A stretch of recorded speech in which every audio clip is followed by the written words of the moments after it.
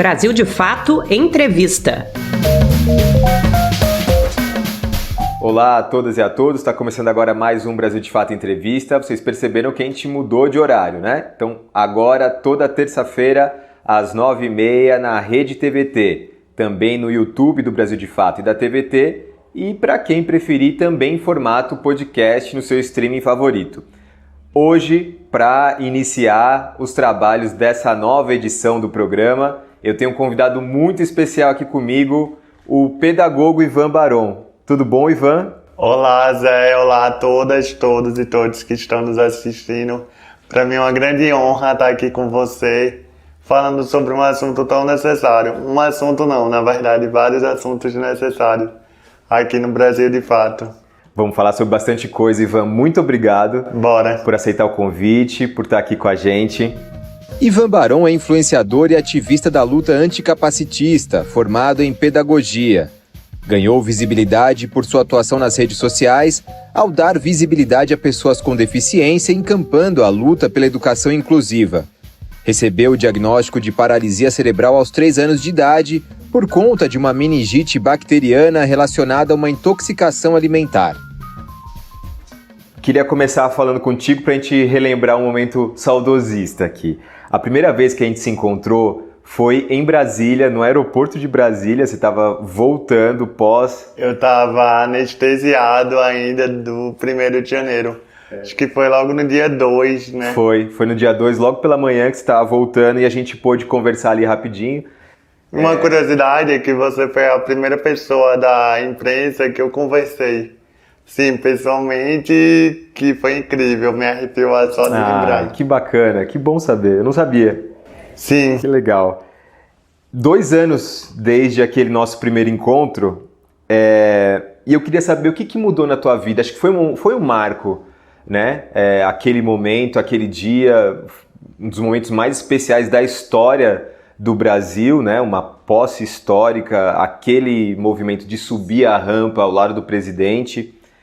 E o que mudou na tua vida? Olha, a gente precisa relembrar a importância do 1º de janeiro de 2023. Independente da ideologia partidária da pessoa, se ela é do lado A ou do lado B, aquele momento foi um grande marco para a história do povo brasileiro, a história da política brasileira. E tá protagonizando de alguma forma, sendo quem eu sou, sendo o corpo que eu habito. Aquilo foi muito importante. Eu digo que é um dia mais emocionante da minha vida. Tá difícil competir com ele, porque a gente precisava. Foi um grande respiro, principalmente quem luta por um Brasil mais inclusivo, mais democrático e que caiba a todo mundo. Foram 4 anos de opressões, 4 anos a gente se sentindo ameaçado o direito básico que é o direito de viver.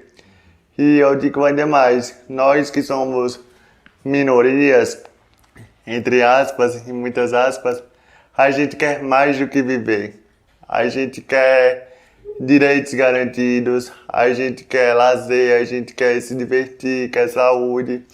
E a volta do Lula, queira ou quer não, é um sinal que a gente está no caminho certo e que a união faz a força.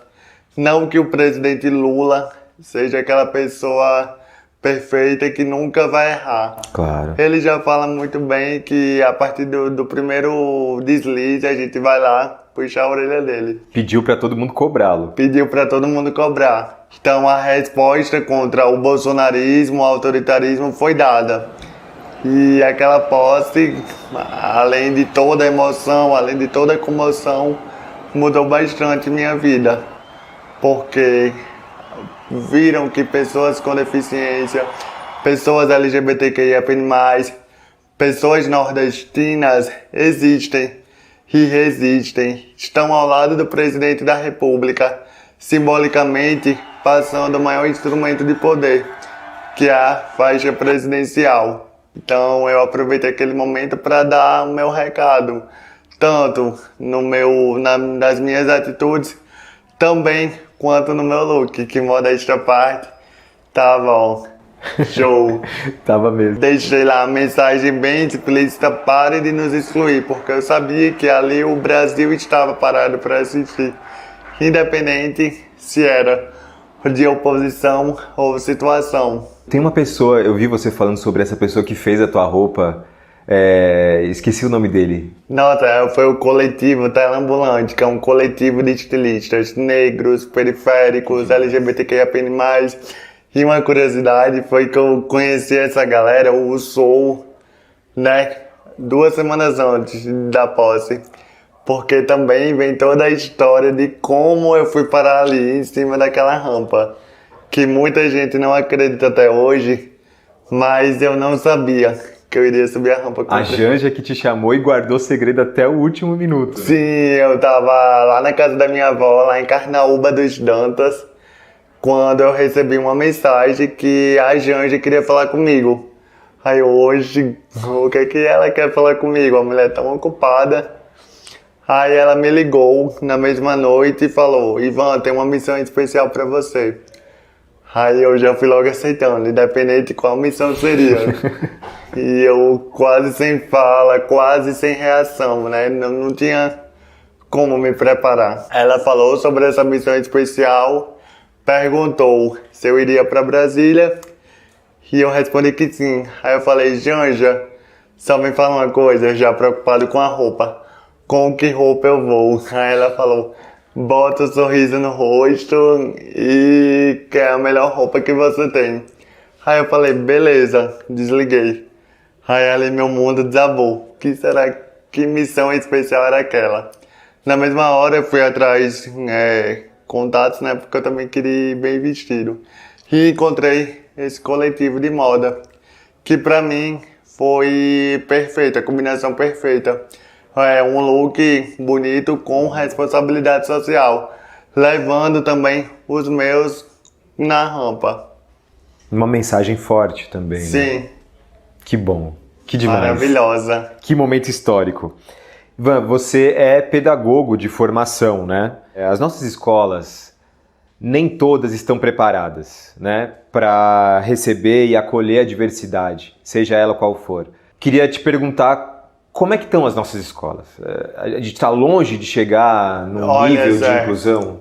É importante, quando a gente vai falar de educação inclusiva, uma escola inclusiva não é aquela escola que tem apenas rampa e corrimão, elevador, piso tátil. Não, escola inclusiva é muito mais do que isso. É sobre qualificar os profissionais da educação, é sobre garantir a permanência de estudantes com deficiência. Minha matrícula, quando eu estudava, eu sempre estudei em escolas regulares. Ela nunca foi negada quando os meus pais apresentavam meu laudo médico. Mas, ao mesmo tempo, eu não era um aluno com deficiência incluído, e sim integrado. Aí, a partir daí, chega a diferença de inclusão e integração. Integração é apenas colocar a pessoa lá e fazer com que ela se vire, não dando as reais ferramentas para que ela se desenvolva. Inclusão, muito pelo contrário, é uma discussão muito mais ampla, é muito mais, podemos dizer, cansativa, porque precisa de investimento, tanto financeiro quanto comportamental. Então eu vejo uma educação inclusiva não vejo como uma utopia, como algo que nunca vai ser cumprido, mas estamos caminhando para que mais escolas evitem capacitismo, para que mais professoras e professores sejam valorizados, porque também não adianta botar a responsabilidade apenas nesses profissionais, precisamos ter consciência de classe também. E assim a gente consiga com que todas as crianças, com que todos os estudantes se incluam no ambiente escolar. Eu acho que você falou de um ponto muito importante. Todo o sistema de ensino tem que estar consciente da inclusão, né? No caso dos professores, você que se formou pedagogo, Sim. Há essa formação já nos cursos de graduação, enfim, os professores saem preparados para isso ou eles têm que lidar com isso no dia a dia, assim? A resposta parece que óbvia, mas não. Eu estudei 4 anos em uma graduação de pedagogia E para ser bem sincero, eu só tive 2 semestres voltados à educação inclusiva e não necessariamente educação inclusiva. Um sobre Libras, que eu acho impossível uma pessoa aprender Libras durante 6 meses, tendo uma aula uma vez por semana. E com todas as outras matérias do curso. De 50 minutos, Impossível. sem convívio com pessoas surdas. Sim. Sabe, eu acho impossível. Aquilo ali é só um complemento, aquilo ali é só a base mesmo. O resto, a pessoa vai ter que ir atrás. E outra disciplina sobre a educação inclusiva, que eu também acho impossível compreender o universo das deficiências naquele ambiente, tanto físico quanto programático. Porque a gente só aprende com a vivência do dia a dia. Sim. Eu só vou aprender como diferente quando eu saio da minha zona de conforto, quando eu me disponho a isso. Não adianta só falar sobre inclusão e continuar no mesmo ciclo da amizade, frequentando os mesmos locais, sem acessibilidade. Entende que não faz sentido? Nenhum. Tem que ter o encontro, né? Tem que ter o encontro e a vivência. Sim. A gente pode falar também sobre educação popular, que eu acho que é uma bandeira que você também levanta. A gente não tem uma educação popular, a gente há muito tempo abandonou as ideias de Paulo Freire nas escolas, né? Um sucesso de pedagogia que deu certo não só no Brasil, mas em várias partes do mundo. E a gente foi cada vez mais se distanciando disso, né? E quando a gente fala de educação popular, casa super com a educação inclusiva, porque na verdade é se adequar o ambiente, a escola, a sociedade se adequar à necessidade do aluno, aquele contexto em que ele está inserido. Não ao contrário, porque também há esse erro quando a gente vai praticar, quando a gente vai ensinar essas educações, cobrar da pessoa que está recebendo o conhecimento e não ao contrário. Então, muito dos ataques que eu vejo da educação popular e também contra a educação inclusiva vem de toda a censura que a gente sofreu nesses últimos anos. Todos os ataques, todos os retrocessos. Para pensar, a gente via um presidente que enxergava alunos com deficiência como alunos que atrapalhavam a sala de aula. Tanto o presidente quanto o ministro que ele impulsou. Então, aí você já vê o quão crítica estava a situação do povo brasileiro. E o quão crítica era a necessidade da gente se opor a isso. Ainda mais sendo pedagogo, sendo pessoa com deficiência. Para mim não fazia sentido. Você, como pedagogo, já pensou em dar aula? Tem isso no horizonte, assim? Essa é uma das perguntas que mais fazem, principalmente depois que eu consegui ocupar esse ambiente da internet. Mas eu sempre digo, queira ou quer não, o ambiente virtual também é uma grande sala de aula. E melhor ainda porque a gente não escolhe o nosso público, a quem a gente quer ensinar, o público que nos procura. A gente cria a nossa base e propaga a mensagem. E é muito bom porque alcança até mesmo quem não quer aprender. E aí é que está a reação do público. A galera mais ignorante, mais intolerante, vai reagir comentando coisas desnecessárias. Mas ao mesmo tempo vem a galera que quer aprender, que quer evoluir, que quer progredir. Com certeza. Sabe? Então é muito legal. Ter essa profissão de pedagogo também no ambiente virtual. Eu acredito que na sala de aula, naquele espaço convencional que a gente já vem, eu não me adequaria. E é difícil, né? Mas toda a minha força aos colegas pedagogos e pedagogas, estamos aí. A gente é uma profissão, vou puxar para o meu lado, Claro. mais do que necessário, porque a gente forma todo mundo. E é importante também ocupar a sala de aula, sabe? E há uma desvalorização terrível e gradual dos professores, né? Os salários são mais baixos, as qualidades que as escolas oferecem para que esses professores exerçam o seu trabalho é cada vez mais sucateada. A segurança desses profissionais, a saúde mental, a saúde física não é respeitada. Só um professor precisa, a carga horária do professor para cumprir a meta salarial que eles precisam é horrível, sabe? O sujeito dá aula de manhã numa escola, à tarde em outra, à noite em outra. E os locais insalubres também, sim, muitas vezes, que não tem um mínimo, que é um piloto para escrever no quadro. Além de ter que aguentar, muitas vezes, comentários ofensivos, comentários maldosos, sabe? Então, a educação é a base de tudo, a gente deve valorizar. Com certeza, e é o pilar, né? Sim. É o que vai nos garantir um futuro melhor. E mais digno. Ivan, queria continuar falando contigo sobre educação. A Câmara dos Deputados colocou no comando da Comissão de Educação da Casa o deputado federal do PL, o Nicolas Ferreira, que é um sujeito abertamente conservador, que tem feito uma oposição, pelo menos até aqui a gente viu, uma oposição por oposição, muito agressivo, muitas vezes ligado a pautas da extrema-direita.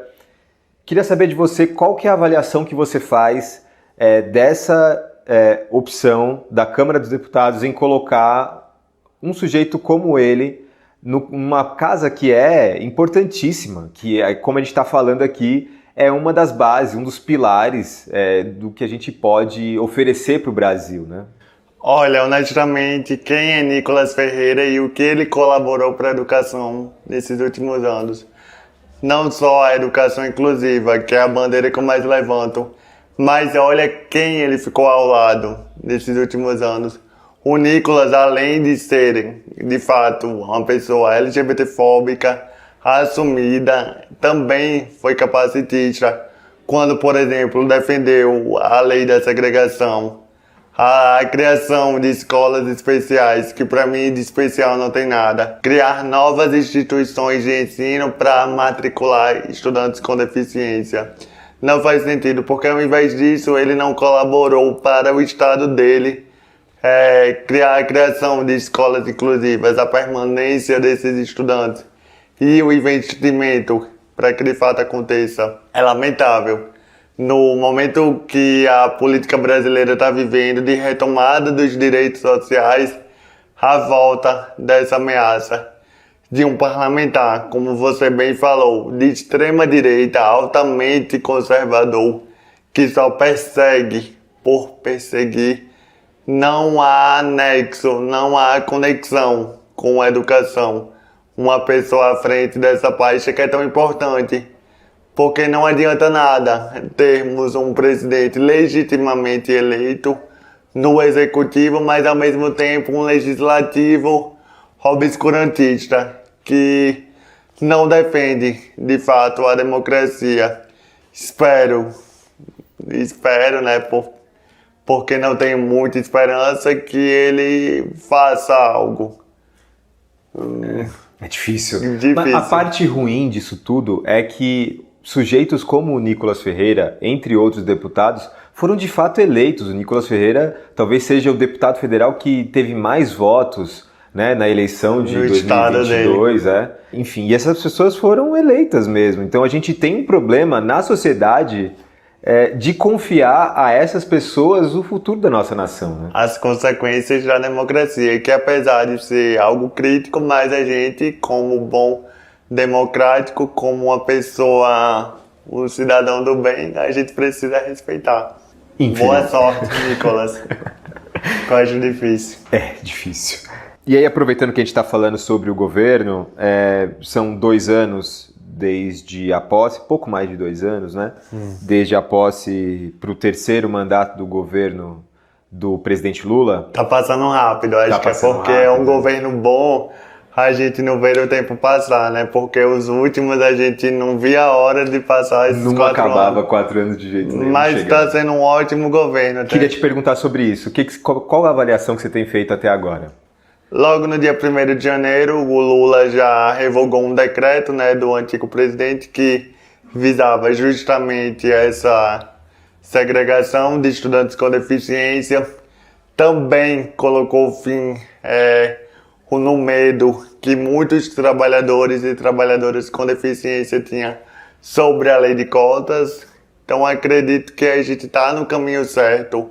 Recentemente voltamos com o novo plano Viver Sem Limites, que foram milhões em investimento em políticas sociais voltadas para as pessoas com deficiência, seja na saúde, na educação, no desenvolvimento social, na cultura, que é algo muito importante a gente debater. Então eu vejo que, de fato, o povo voltou a ter voz, a ter participação social. O próprio PAC também é um exemplo disso. Quando a gente via nossas reais necessidades e eles atenderem, porque não adianta a gente fazer oposição por oposição. É preciso também colaboração. É preciso que o cidadão, a cidadã, se empoderem dos seus direitos. Eu vejo muito que a política estava distante da gente. A gente acreditava que a política só podia ser ocupada por homens brancos, cisgêneros, heteronormativos, sem deficiência. Mas não, a política é para todo mundo, para criança, jovem, adulto, idoso, todos os gêneros, todas as raças, sabe? E agora a gente, veja bem, um jovem de 25 anos, cabelo colorido, podia nem estar se envolvendo com política. Mas eu vejo que é preciso, porque sem ela eu não tenho meus direitos garantidos. Eu não tenho a liberdade de ir e vir, sabe? Eu preciso de acessibilidade, eu preciso de oportunidades. E onde é que eu vou cobrar isso? É fazendo textão nas redes sociais? Também. Mas também pedir às autoridades, aos políticos brasileiros. E a política, ela perpassa todas as instâncias da vida, né? Sim. Acho que as pessoas também não têm um pouco, uma nitidez para entender isso, mas ela passa por todos os aspectos da sua vida, desde educação, onde você vai estudar, o que você vai comer, né? O seu salário, enfim, a universidade que você vai fazer depois. Né? E amigo, a política não pode ser algo complicado, não pode ser algo com uma linguagem muito formal. Óbvio que tem todos os seus ritos, tem todos os seus protocolos, mas quanto mais a gente fizer esse tipo de política, mais a gente vai distanciar quem realmente precisa, quem realmente está na base, quem realmente está na classe trabalhadora, que não tem tempo de fazer o seu letramento. E isso casa muito, já vou puxar aqui para o assunto do capacitismo. Posso? Claro. Isso casa muito com o assunto do capacitismo que eu abordo nas minhas redes sociais. Até uns 3, 4 anos, ninguém se ouvia falar de capacitismo. Seja no ambiente real, no cara a cara, também no virtual. Até hoje, em 2024, a palavra capacitismo é tida como uma palavra errada em sites de pesquisa. Porque não há procura necessária. Não há quem desenvolva uma solução para isso. E quando um assunto não é amplamente debatido, acaba que virando tabu. Sim. E eu não quero que a minha vivência, que a minha narrativa, que a minha história vire algo desconhecido. Porque acaba gerando também a segregação, a exclusão. E isso não combina com inclusão. E acho que você tem se colocado de maneira muito assertiva nesse debate, nas redes, enfim, acho que esse assunto não morre de jeito nenhum. Valeu. Eu vou fazer uma pergunta polêmica agora, então, já que a gente está falando sobre política aqui, a gente pode ver... a gente pode ver o Ivan Barão, por exemplo, candidato a deputado federal em algum momento. Por que não? Chega, me engasguei. Por que não? Por que não ver uma pessoa com deficiência nordestina LGBTQIAP+, ocupando uma cadeira no Parlamento Federal? Por que não? Mas é algo que eu não penso agora. Eu sei da necessidade, quase que uma obrigação sabe, pela falta até mesmo de representatividade de parlamentares assumidamente progressistas levantando a pauta anticapacitista.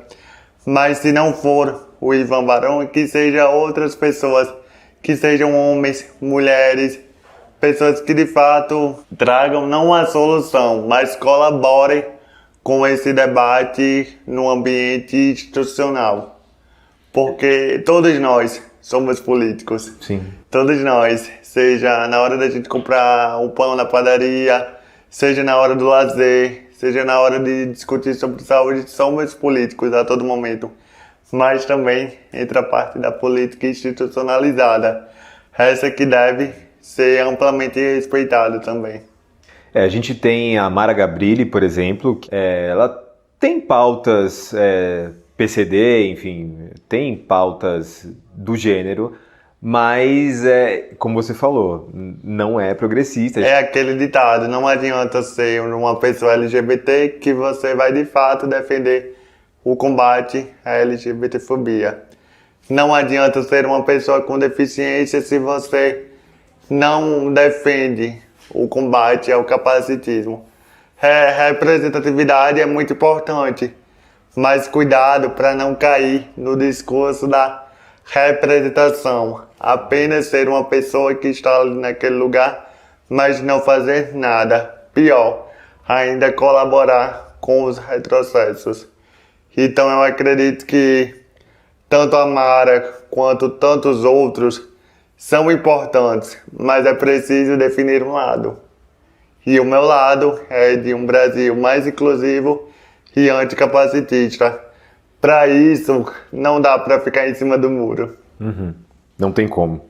Mudando um pouquinho de assunto, então, Ivan, falando um pouquinho sobre você agora, eu li que foi uma meningite bacteriana que você teve aos 3 anos de idade, que ela foi por uma intoxicação alimentar. Sim, e também pela falta de vacina, né? Que na época e até hoje não existe a oferta de vacinas contra esse tipo de meningite. Ela tem algumas ofertas na rede pública particular. E outras só na rede particular, né? Que são caríssimas, inclusive, as vacinas. Sim, né? na rede pública tem contra a meningite viral. Uhum. E na particular tem para as duas, só que o preço é caríssimo, não é acessível para todo mundo. E aí você tinha 3 anos de idade e teve a paralisia cerebral. Isso, eu nasci uma criança típica, que para quem não conhece é uma criança sem deficiência, dita normal, entre aspas, que também não existe esse conceito de normalidade. E a partir dessa doença, a meningite, eu adquiri a minha deficiência, a paralisia cerebral, que são duas coisas diferentes. Eu não sou uma pessoa doente, eu sou uma pessoa com deficiência.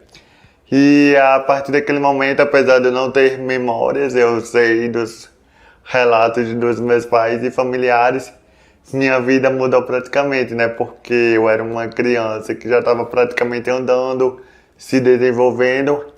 Passei a ser dependente, passei a ser o filho doentinho, né, para o resto da sociedade que é capacitista e tem esse pensamento enraizado. Mas meus pais não desistiram de mim, não viram aquele diagnóstico como uma sentença de vida. Muito pelo contrário, se apegaram à fé deles, à religião e foram em frente.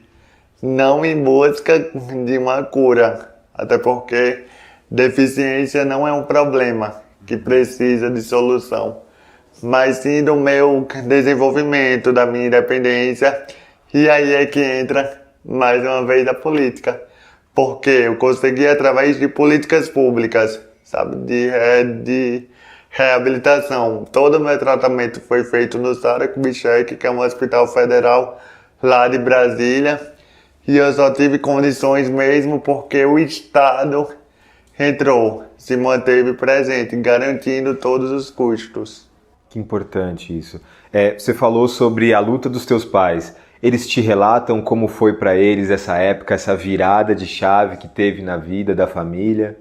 Primeiro, Zé, é o medo, né? A angústia. Poxa, meu filho, então por que aconteceu isso comigo? Será que foi um castigo de Deus? Tem todo esse processo da negação, da dúvida, até se conformarem, não aceitarem, porque quando a gente aceita, a gente para ali. Mas quando se conforma com o laudo, se conforma com a deficiência e vai em busca de melhoria. E foi aquilo que aconteceu. Então eles relatam, assim, tanto a questão pessoal das dificuldades que tiveram que passar, quanto dos comentários capacitistas, que infelizmente até hoje existem, né?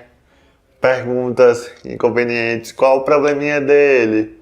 Será que tem cura? O bichinho, tadinho, inferiorizando sempre a pessoa com deficiência. Daí começou uma jornada totalmente diferente para você. Como é que foi a tua infância, a tua educação inclusiva? Você falou um pouquinho no começo do programa que era integrado, não inclusivo, né? Como é que você também foi se entendendo como pessoa? A minha infância foi atípica comparada à infância de outras crianças sem deficiência. Por exemplo, a gente ia brincar de esconde-esconde. Quando a pessoa ia procurar, nunca me procurava, porque fingia que eu era o café com leite. Não sei se aqui usa essa expressão. Usa também. O café com leite da brincadeira. Então eu meio que entrava outra rodada e eu ainda estava escondida desde a primeira. E eu pensava, poxa, ninguém vai me procurar? E a gente fica perguntando por que os pais dessas crianças não começam a debater desde cedo sobre deficiência, para que não gere um distanciamento e para que a minha condição não seja algo estranho ao ver das crianças. Uma coisa muito importante que é preciso a gente conversar é que a criança nenhuma tem preconceito, ela tem curiosidade. E essa curiosidade deve ser respeitada, deve ser conversada. O Ivan anda daquele jeito porque é o jeito dele andar. Cada um anda de uma maneira diferente. O colega não fala porque ele tem uma deficiência, mas ele se comunica através de libras, por exemplo. O colega que é cego não enxerga, ele enxerga o mundo pelo tato. Isso aí percebe a diferença? Com certeza. Do poder da conversa, coisa que na minha infância eu não tive. Sempre era eu e meus pais contra o mundo.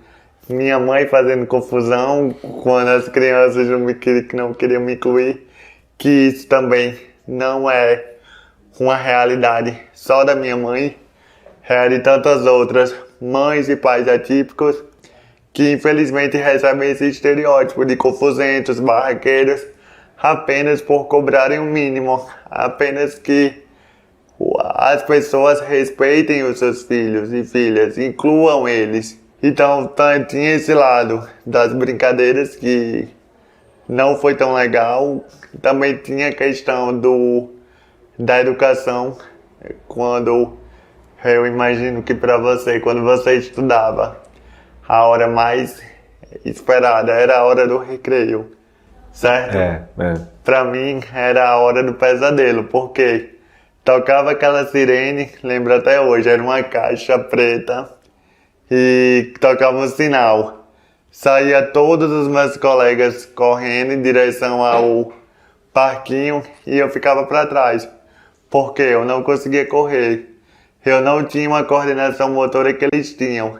E pior, a professora também não fazia questão de fazer. Gente, vamos fazer uma fila, vamos todo mundo juntos. Sim.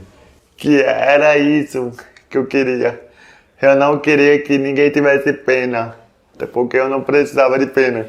Quem tem pena é galinha. Eu só queria que esse pensamento, essa mudança de atitude, um espaço escolar que ninguém fique para trás. Aí, quais as consequências disso tudo? Eu sempre brinco. De tudo, todo lado ruim, também tem um lado positivo. Eu ficava amigo das tias da cantina. E isso me dava alguns privilégios. Porque eu podia repetir o lanche, eu podia conversar coisa de adulto, sabe? Sobre novela, política. Mas coisa que também não era correto. Eu precisava estar brincando com as crianças da minha idade. Sim. Ivan, a gente estava falando sobre a tua infância, sobre como foi o diagnóstico para os teus pais, e você falou um negócio interessante sobre políticas públicas que ajudaram você a fazer o tratamento, a fazer a recuperação da locomoção, enfim, tudo mais. Queria que você falasse um pouquinho sobre isso, como foi a tua experiência, como você é do Rio Grande do Norte, foi lá que você teve esse atendimento, como é que o Estado também ajudou e dá esse suporte. A gente tem algumas instituições que são tradicionais, a APAE, enfim, algumas outras, né, que são importantes e tem essa tradição já, mas isso de fato funciona? Há uma rede integrada que garanta essa inclusão, reabilitação, enfim, o atendimento para quem for necessário? Olha, todo o meu processo de reabilitação durou dos 3 aos 6 anos de idade. E nesse tempo eu posso dizer que eu tive sorte de estar no meu seio familiar, porque meus pais eram pessoas instruídas, tinham acesso à informação. Minha mãe é da área da saúde, então ela já tinha meio que uma noção de onde procurar, quais as pessoas cobrar, né? Mas infelizmente essa não é a realidade da maioria das famílias atípicas. Principalmente famílias de interior, de zonas rurais, por exemplo. Quando descobrem que o filho está com paralisia cerebral, pensam logo que é o fim da vida deles. E muitas vezes não vão atrás do tratamento, por mais que seja um direito, uma obrigação do Estado garantir. Então eu fiz esse tratamento no SARA, lá em Brasília. Todo esse processo foi custeado pelo Estado, tanto passagem de avião, hospedagem, enfim, é algo básico, Zé, que muitas mães não têm. Eu falo mães porque são elas, mulheres, que na maioria das... Em geral, que fazem esse cuidado. Em geral, tomam frente desse tratamento, desse cuidado com seus filhos e filhas. E ultimamente minha mãe tem recebido muita mensagem perguntando justamente sobre como ela conseguiu a garantia desses direitos. E na minha opinião isso já deveria ser instruído pelo próprio Estado. Quando recebe diagnóstico, os médicos, os profissionais de saúde deveriam dar esse tipo de orientação. Até durante ali o período pré-natal, para quem já diagnosticou mesmo durante a gravidez, sim, ou mesmo questão de formação, né? Para todo mundo, seria público, isso é importante. Mas que infelizmente uma falha de toda a sociedade ainda é valorizar o modelo médico, né, da deficiência. Enxergar a deficiência como sinônimo de limitante, limitação, e não enxergar as potencialidades. Quem diria que um jovem diagnosticado com 3 anos de idade com paralisia cerebral iria subir a rampa com o presidente? E em nenhum livro, em nenhum filme estava escrito isso. Mas não, a gente prova o contrário. Entendeu? Você escreveu esse roteiro perfeitamente. É único, porque é uma volta grande ao passado. Uhum. Imagina chegar para uma mãe que acabou de descobrir que o seu filho vai ter uma deficiência, que aquilo não é o fim, que aquilo é só o começo da vida dele. Entende? Muitas vezes isso não é dada a oportunidade nem de sonhar com o futuro. A gente só pensa em coisa ruim, só vê limitação. E não, é possível a gente pensar mais longe. Mas para que isso aconteça, é a existência de políticas públicas agindo. Sim. Todo um processo de desconstrução, até mesmo do capacitismo. Com certeza. Falando sobre o capacitismo, que é uma batalha que você trava diariamente nas suas redes, é o teu trabalho diário, né? E aí queria aproveitar para falar sobre isso. Como é que é a tua relação com as redes sociais? Você se tornou um influencer da inclusão, né? Como foi popularmente chamado. Mas a gente sabe que as redes, elas podem ser extremamente tóxicas, né? Enfim, tem gente falando de tudo, gente opinando sobre tudo e um nível de agressividade que é terrível, muito ruim, né? Como é que é essa relação tua com as redes? Desde que eu comecei nas redes sociais, lá por volta de 2018, primeiro eu queria contar um pouco sobre como eu comecei, que já foi no segundo período do curso de pedagogia. Eu estava envolvido lá com a questão de educação, a educação freiriana, e também tinha o contexto político que a gente estava enfrentando. Estávamos em período eleitoral, e a gente sabia as ameaças que poderiam vir.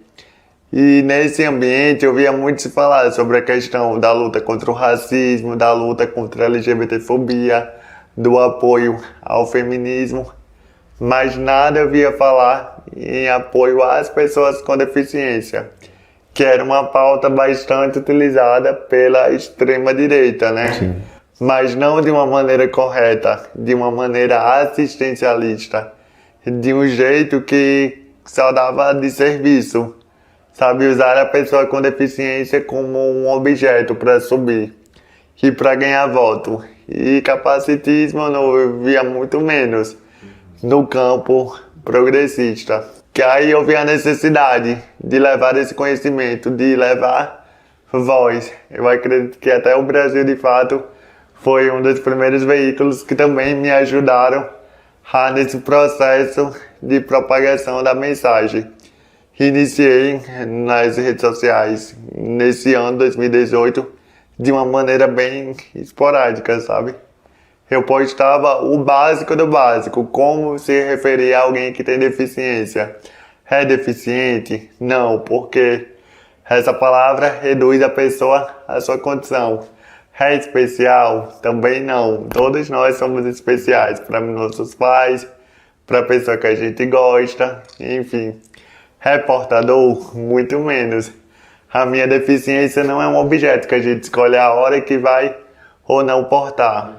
E sim, pessoa com deficiência, porque antes de tudo, eu sou o Ivan, que tem vários gostos, tem várias personalidades, enfim, a subjetividade. Então eu comecei nesse processo e de lá mesmo eu já tinha meio que uma noção que a minha presença no ambiente virtual iria incomodar, seja pelo corpo que eu tenho, pela maneira como me expresso, como eu me comunico. Eu não era uma pessoa padrão da internet. E também vem as dificuldades, porque quando a gente rola nosso feed das redes sociais, a gente já encontra a maioria gente sem deficiência, padrão, e eu não era aquilo. Todo mundo sorrindo o tempo todo. Sim, e que apesar eu também poderia sorrir, que eu faço questão de mostrar a alegria de uma pessoa com deficiência. A gente era acostumado a mostrar a pessoa com deficiência em uma situação precária, de sofrimento, e eu não queria contar essa narrativa. Então eu percebi que a partir dali eu iria receber discursos de ódio, discursos criminosos, porque a gente precisa começar a dar nome. Não é apenas um comentário maldoso. Comentário capacitista é comentário criminoso que deve ser punido. Recentemente eu fui alvo também de um humorista com milhões de seguidores com piadas capacitistas, e até mencionando o momento da posse, que eu não podia ficar calado. Eu tinha que judicializar, porque se eu não judicializo, sendo uma pessoa que é inspiração para muitas outras pessoas com deficiência, que sem também, é a mesma coisa de eu estar isentando o capacitismo. E sente-se que a luta perdeu força. Exatamente. Então a gente precisa também dar esse exemplo de seguir em frente. Com certeza. Importantíssimo. Mas você aprendeu a lidar com isso? Com essa toxicidade, essa coisa raivosa? A gente nunca aprende. Não, né? Principalmente quando vem ataques de diferentes. A gente aprende a defender muitas vezes o outro. Mas quando é com a gente, é um pouco mais difícil, sabe? Mas lembrando que essas críticas nunca me fizeram desistir, sabe? Eu nunca falei, vou parar aqui. Muito pelo contrário, é um gás a mais. Mas claro que tem todo o processo. A gente é afetado, sabe? Porque somos humanos. Se eu fosse uma máquina, se eu lisse e não sentisse nada, aí tudo bem, pode comentar à vontade. Mas não, é um comentário sobre a minha pessoa, sobre quem eu sou. E muitas vezes vindo de pessoas desconhecidas que não estão, sabe? Não sabe da rotina, do dia a dia, da tua luta, de tudo que eu né? passei. Sim. E quando é que você realizou? Pô, eu sou influencer, eu tenho esse espaço, eu conquistei isso. Foram várias conquistas, eu não tenho como dizer uma só. Porque a gente que vem do nada, tudo que é novo, tudo que a gente almeja é uma conquista diferente e deve ser celebrada. Então foram vários marcos, desde, por exemplo, pessoas que eu era muito fã começarem a me seguir ou me citarem em seus trabalhos, desde começar a participar até mesmo de programas de televisão em TV aberta, a própria posse, porque a Janja me conheceu através da internet, através do meu trabalho que eu fazia, que me fez conhecer o presidente Lula e que deu todo aquele movimento. Então eu tenho várias conquistas, vários marcos na minha carreira como influenciador e criador de conteúdo. Criador de conteúdo, eu gosto desse termo, porque não é só influenciar, é também criar algo novo, é criar algo que ninguém está criando. Com certeza. E jogar nossa voz pro mundo. Sou fã absoluto. Obrigado. Você também é conselheiro do Pacto Global da ONU. É uma honraria tanto, né? Acho que fazer parte de uma instituição forte, que tem um impacto de fato mundial, né? Mas queria saber de você qual que é o impacto que esse processo de se tornar um conselheiro da ONU teve em você também. Isso aumentou as tuas responsabilidades, a maneira como você tem que se posicionar, enfim, como é que foi para você esse processo? O convite do Pacto Global da ONU foi também uma consequência do meu trabalho nas redes sociais. Nós, como conselheiros e conselheiras, somos 8 jovens de diferentes contextos sociais, de diferentes regiões, do Norte, Sudeste, Nordeste, Centro, Sul, e com o principal objetivo, levar a discussão de um ambiente mais inclusivo e diverso para as empresas. Então é muito importante a gente ocupar esse espaço e também ter a noção que a nossa voz pode representar a voz de milhares de pessoas que nunca foram ouvidas. Então eu tive essa honra, foi um desafio também, mas eu aceitei. Eu acho que quando a gente faz parte dessas minorias, a gente não pode deixar uma oportunidade dessa passar. Medo eu tinha vários, mas vai com medo mesmo. E tá sendo incrível. E como é que é a relação com outros lugares do mundo? Acho que também isso abre portas para que você conheça outras realidades sobre a luta anticapacitista em outros lugares do mundo. Como é que você chegou a alcançar esse tipo de entender como é que isso funciona fora do Brasil? É muito diferente do que a gente tem aqui hoje? É muito importante. Quando a gente vai falar de algo presente, é lembrar quem estava antes que ocupava esse espaço. Porque o Ivan Barão não criou essa luta anticapacitista. Foram vários antes de mim. E é importante saudar, dar nome. O Brasil, falando de país, falando de localidade, o Brasil é o país com o maior número de leis voltadas para pessoas com deficiência.